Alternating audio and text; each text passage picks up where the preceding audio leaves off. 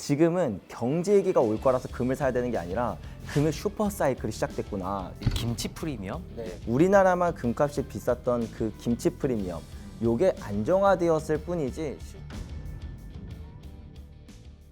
안녕하세요. 지식이 되고 돈이 되는 시간 부동산 클래스의 정재훈입니다. 자, 요즘 금을 사야 되는지 팔아야 되는지 좀 걱정이신 분들 좀 많으시죠? 자, 오늘 이 궁금증을 해결해 주실 금은 투자 전문가를 모셨습니다.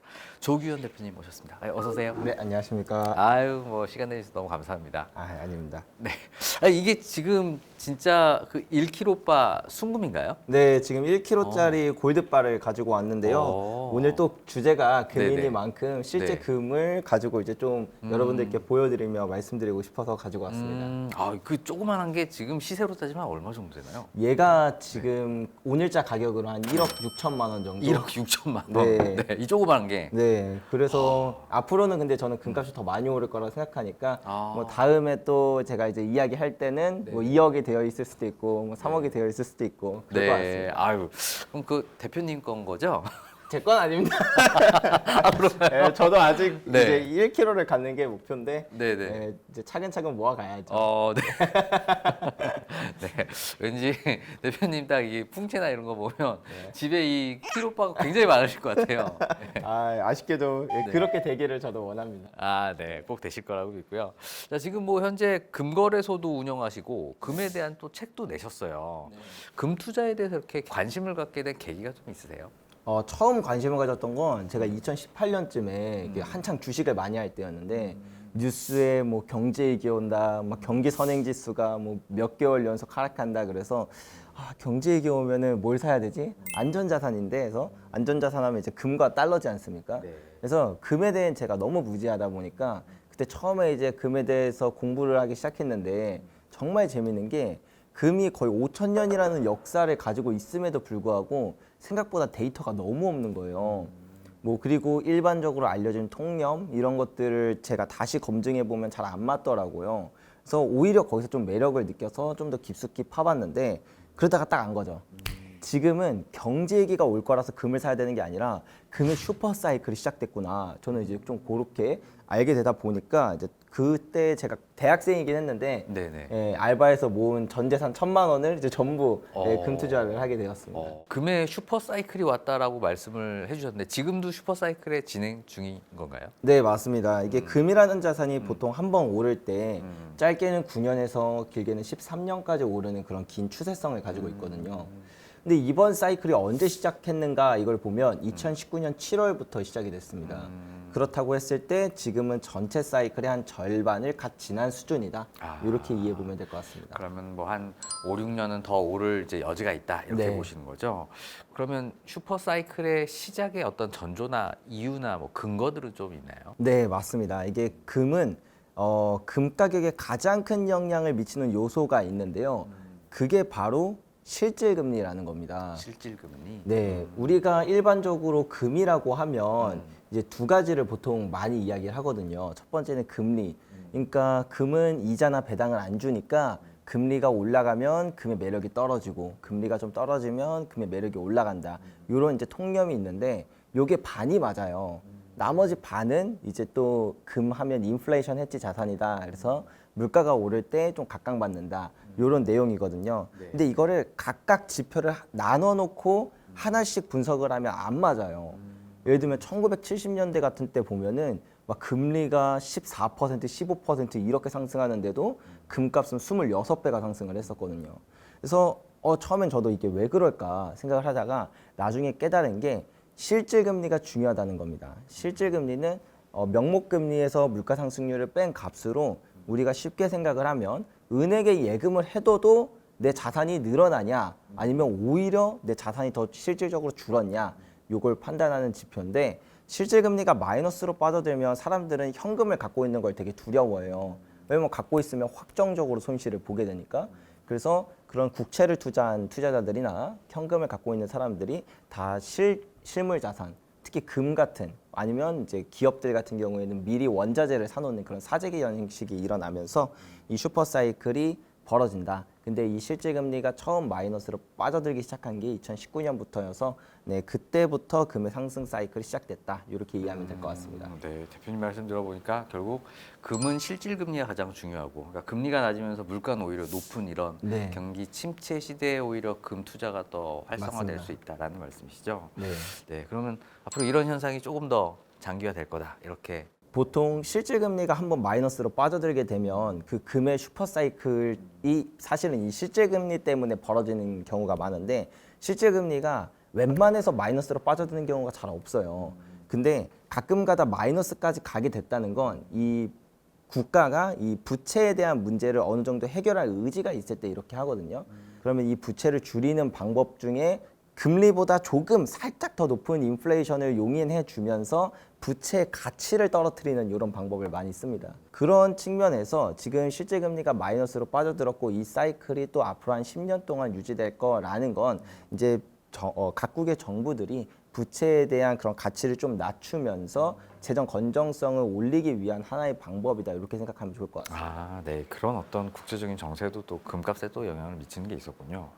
그런데 최근에 보니까 뭐 김치 프리미엄, 네. 이제 국내랑 이제 국제 어떤 금값의 차이인데 이런 김치 프리미엄의 현상이 꺼지면서 금값이 좀 급락한 사례가 좀 있었어요. 네. 그러면 대표님이 보시기엔 이 단기 조정이다, 혹은 뭐 추세가 꺾인 거다, 뭐 설왕설래가 좀 있는데 이거 네. 어떻게 좀 보고 계세요?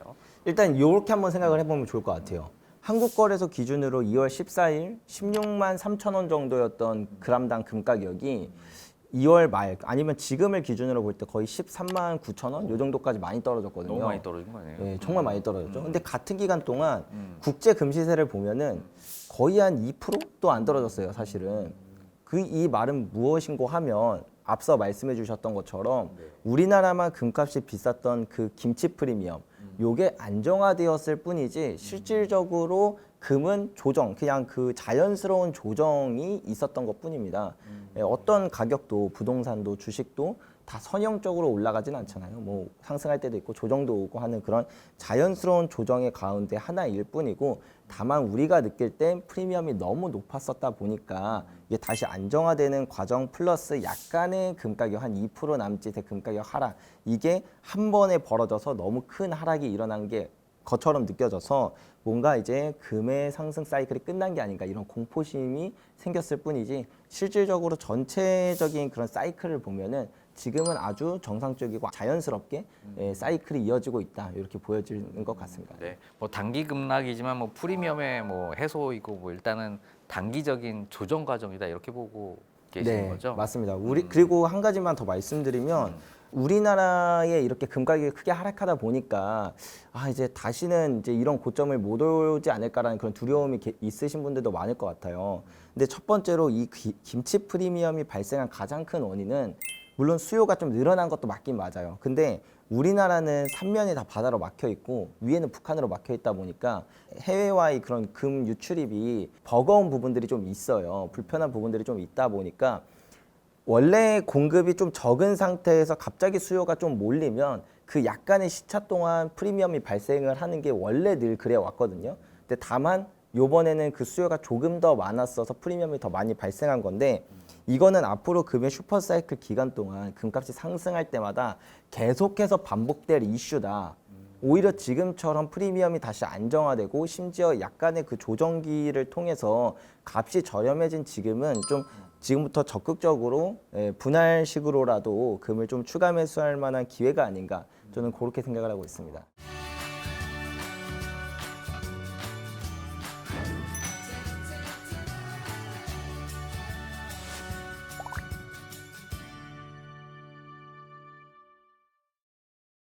대부분의 사람들은 또 금이 안전자산이다 이렇게 생각하시는 분도 있는 것 같아요. 금이 안전자산은 맞나요?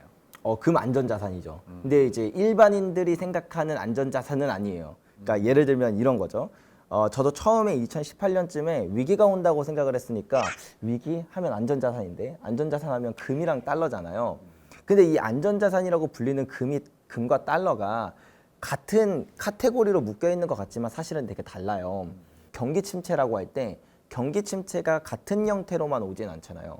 그러니까 크게 나누면 인플레이션형 경기 침체냐 아니면 디플레이션형 경기 침체냐 이 두 가지의 위기로 나눠질 수가 있는데 금은 인플레이션형 경기 침체에서 빚을 발하는 자산이고 그리고 달러 같은 경우에는 디플레이션형 경기 침체에서 빚을 발하는 자산이다.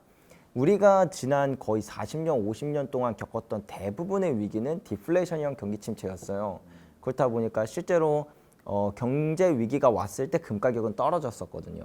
물론 우리나라는 환율이 치솟아서 금값이 올랐지만 뭐 여튼 그런 측면이기 때문에 금은 안전자산이 맞다. 다만 인플레이션형 경기 침체에서 그렇게 빛을 발하는 자산이고 이번에 찾아올 위기는 저는 인플레이션형 경기 침체에 가까운 모습일 거라고 생각을 합니다. 그래서 지금 같은 시기에 금을 좀 포트폴리오의 일부분이라도 꼭 보유하는 게 좋지 않을까 이렇게 말씀드리고 싶어요. 아, 네.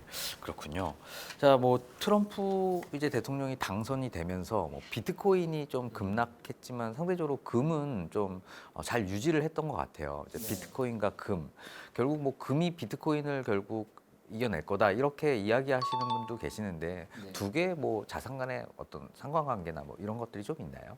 일단 아주 데이터적, 통계적으로 봤을 때 두 자산의 그런 그 변동 그거를 이제 상관계수를 분석해 보면 사실 비트코인과 금이 아예 다른 자산이에요. 아, 그래요? 근데 우리가 흔히 비트코인을 디지털 금이라고 부르잖아요. 그거는 이제 비트코인이 갖고 있는 속성이 이제 금과 비슷한 어떤 부분들이 되게 많습니다. 금은 5가지의 조건을 만족하는 거의 지구상에 있는 유일한 존재예요. 그게 뭐냐면 한정성, 안정성, 그다음에 불변성, 분할성, 그다음에 익명성 이 5가지를 갖고 있거든요. 이거는 인류 5,000년의 역사 동안 돈으로서 쓰일 수 있었던 그 최적의 모든 조건을 갖춘 그런 자산이거든요. 정확히 말하면 지구상에 있는 모든 물질을 이 5가지 조건을 두고 이렇게 분별을 했을 때 마지막에 남는 게 금이랑 은밖에 안 남아요. 그래서 금은 그런 가치를 가지고 있는데 비트코인 역시 사실은 그 한정성이나 불변성, 안정성, 분할성 다 가지고 있거든요. 그렇다 보니까 얘가 암호화폐, 말 그대로 화폐로서의 그런 가치를 갖고 있는 게 아니냐 이런 부분이다 보니까 금과의 어떤 비슷한 부분이 많다라고 생각을 하는데 근데 제가 결정적으로 보면 그 마지막 제가 말씀드린 익명성이 사실 비트코인은 아예 정반대의 성격을 갖고 있거든요. 금은 익명성의 끝판왕이고 비트코인은 투명성의 끝판왕이에요. 예, 그래서 어떤 비트코인이 누구한테 갖고 이런 게 적나라하게 보이는 것처럼 비트코인은 이제 금과 아예 다른 부분에서 많이 쓰인다. 그래서 지금 트럼프의 관세 전쟁이나 이렇게 탈세계화로 가고 있는 이 사이클 안에서 각국의 중앙은행이나 그다음에 각국에 있는 상업 대형은행들 이런 은행들은 자신의 자산이 언제든지 동결될 수 있다라는 두려움을 갖고 있어요. 이번에 러시아 뭐 자산도 그렇고 그래서 달러를 버리는 이유가 첫 번째 그런 의미였고 비트코인도 쉽사리 가지고 있지 못하는 이유는 그 은행이 비트코인을 갖고 있다라면 그 은행의 지갑을 공개를 해야 되잖아요. 그렇기 때문에 각국의 중앙은행과 은행들은 금을 모으는 이런 전체적인 분위기 그리고 그 트럼프의 당선 이후에 비트코인은 상대적으로 많이 하락하고 금이 좀 각광받는 이런 분위기도 이런 측면에서 영향을 미쳤던 것 같다 이렇게 말씀드릴 수 있을 것 같습니다.